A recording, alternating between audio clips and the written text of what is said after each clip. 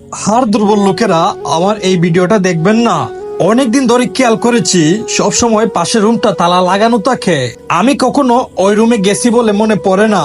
আম্মুকে জিজ্ঞেস করলাম, আম্মু ওই রুমটাতে কি আছে? আম্মু বললেন, তোমার জানার প্রয়োজন নাই। ওই রুমে তোমার যাওয়ার দরকার আছে বলে আমি মনে করি না।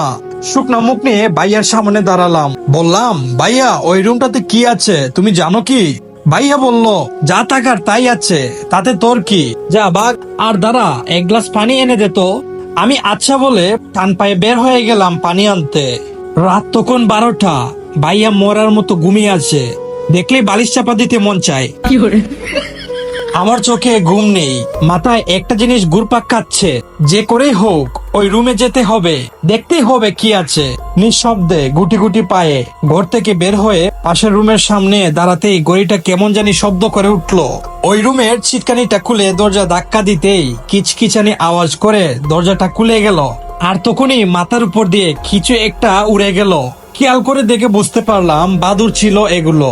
এই রুমে বাদুর আসলো কিভাবে? আর এত মাকড়সার জাল, কতদিন এই ঘরে কেউ আসে না বুঝতে পারছি না। চারপাশে অন্ধকার, মাঝে মাঝে কি যেন ডেকে উঠে। রাতটা আরো ভয়ানক হয়ে গেল। আমি লাইট মেরে মাকড়সার জাল চিরতে চিরতে গুটি গুটি পায়ে সামনে এগিয়ে যাচ্ছি। আর তখনই আমার সাথে খারাপ কিছু হয়ে যায়। শেষটার জন্য আমি তো একদমই প্রস্তুত ছিলাম না।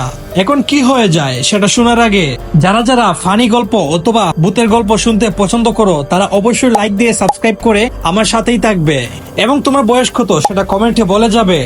আস্তে আস্তে সামনে যেতে যেতে দেখলাম একটা টেবিলে দুলুর স্তর জমে আছে, অনেকগুলো বই এবং দেয়ালে আমার ছবি টাঙানো। নিস্তব্ধ হয়ে গেলাম, হাত কাঁপতে শুরু করলো আমার। আমি টর্চটাকে আপ্রাণ চেষ্টা করেছি ধরে রাখার, কিন্তু পারছি না।